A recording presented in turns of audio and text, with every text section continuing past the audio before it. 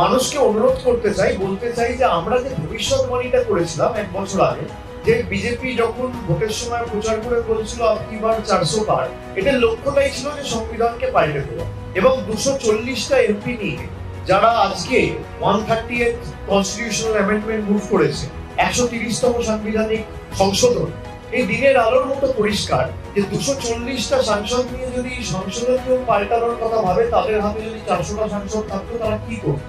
দেশটাকে পৈতৃক সম্পত্তিতে পরিণত করতো।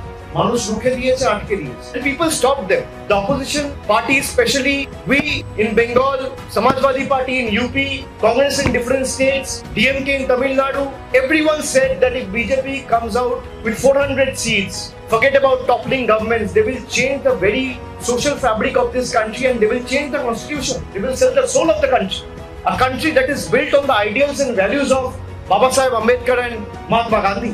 People gave them 240 seats, and with this 240 seats, a government which is on borrowed time itself is trying and attempting to change the constitution of the country. If your intention is right, why don't you include a provision that if the investigating agency or the investigating officer is not able to prove the guilt by keeping the person concerned in custody for 30 days, then the same investigating officers and the deputy directors and the joint directors of those enforcement agencies will have to spend the double amount of time in custody. Everyone will support the bill. Let them come out, because that provision will bring in accountability to the bill, which BJP ক্ষমতা থাকলে pass করুক না। আমি তো বাংলার মাটি থেকে challenge করে বলছি, এদের ক্ষমতা নেই। বিজেপিতে যারা গেছে তাদের বিরুদ্ধে কোনো তদন্ত হয় না কেন? যাদের বিরুদ্ধে হাজার হাজার কোটি টাকার অভিযোগ, যাদেরকে টিভির পর্দায় টাকা নিতে দেখা গিয়েছে অন ক্যামেরা, তাদেরকে হাইকোর্ট প্রোটেকশন দিয়ে রেখেছে। কার কথায়? কি কুইট প্রো হয়েছে আমি তো জানতে চাই। তারা পুলিশকে মহিলাদের যে ভাষায় যে কটূক্তি করছে, কার্যত যে ভাষায় আক্রমণ করছে, তারপরও হাইকোর্ট নীরব।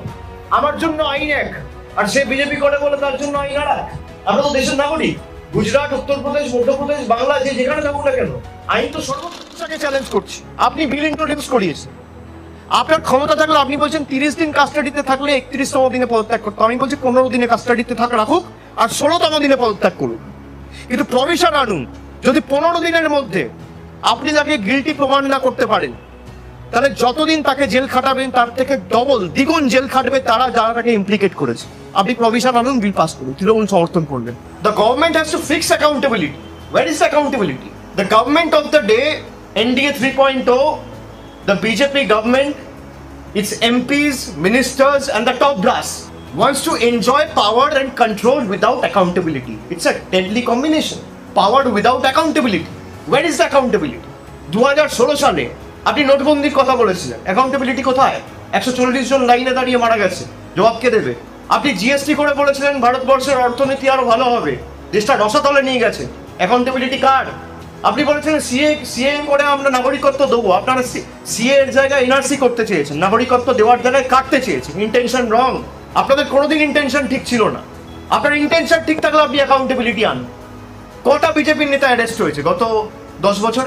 যাদের বিরুদ্ধে প্রধানমন্ত্রী অভিযোগ করেছে, এমনকি 7 দিন 10 দিন আগে গিয়েও যেখানে সভা করে বলে সেই লোকটার বিরুদ্ধে অভিযোগ রয়েছে, 10 দিন পরে গিয়ে তাকেই বিজেপিতে জয়েন করিয়ে উপমুখ্যমন্ত্রী করেছে। সেই বিলটা একমাত্র আনা হয়েছে তার কারণই হচ্ছে বিরোধী যে রাজনৈতিক দল, সে রাজনৈতিক দলগুলো এবং তাদের যে নেতা কর্মী সমর্থক মানুষের হয়ে যারা প্রশ্ন করছে, তাদেরকে কি করে শেষ করে দেওয়া যায়, পলিটিক্যালি তাদেরকে অ্যারেস্ট করে জেলে ঢোকানো যায়। এবং এমন তো ভুরি ভুরি উদাহরণ রয়েছে। বিজেপি কোন নেতা যদি অংশগ্রহণ করতে চায় ডিবেটে, ওরা ঠিক করুক না। গত 10 বছরে 5892টা কেসে ইডি ইনভেস্টিগেশন করেছে। 5892টা কেস, তার মধ্যে কনভিকশন হয়েছে 8টা কেস। পার্সেন্টেজের নিরিখে 0.13%। বিজেপির কোন নেতা, সাংসদ, মন্ত্রী, মুখ্যমন্ত্রী, কেন্দ্রীয় মন্ত্রী, সর্বভারতীয় রাষ্ট্রীয় সভাপতি কোন রকম কোনো তর্কে অংশগ্রহণ করবে? কেন্দ্রীয় সরকারের পরিসংখ্যান, আমার নয়। 5892টা কেসের মধ্যে 8টা কেসে কনভিকশন হয়েছে, মানে 99.9% কেস পলিটিক্যালি মোটিভেটেড। বিজেপির যে থার্ড টার্ম, মোদী সরকারের যে ক্যাবিনেট, 28টা মন্ত্রীর বিরুদ্ধে কেস রয়েছে। তার মধ্যে 19 জনের বিরুদ্ধে মার্ডার সহ, কিডন্যাপিং সহ, নারী নির্যাতন এবং আরো গুরুতর অভিযোগ সহ 19 জনের বিরুদ্ধে অভিযোগ রয়েছে। এই বিল যদি পাস হতো তাদের বিরুদ্ধে কার্যকরী হতো। এই তো নতুন ভারতের নিদর্শন। এই তো উদাহরণ। বিজেপি যখন ফার্মার বিল ইন্ট্রোডিউস করলো, বিজেপির ইন্টেনশন কি ছিল? ফার্মারদের পাশে দাঁড়ানো, কৃষকদের পাশে দাঁড়ানো, তার শিল্পমন্ত্রী বন্ধুদের পাশে দাঁড়ানো, তাদের যাতে আরো শ্রীবৃদ্ধি হয়। যখন ডিমনিটাইজেশন করলো, আমরা চেয়েছিলাম কালো টাকা ধ্বংস, কিন্তু লাইনে 140 কোটি মানুষকে দাঁড় করিয়ে গরিব মানুষের চোখের জল ফেলে নয়। আপনাদের উদ্দেশ্য ছিল আপনাদের বন্ধুদের কালো টাকা সাদা করা।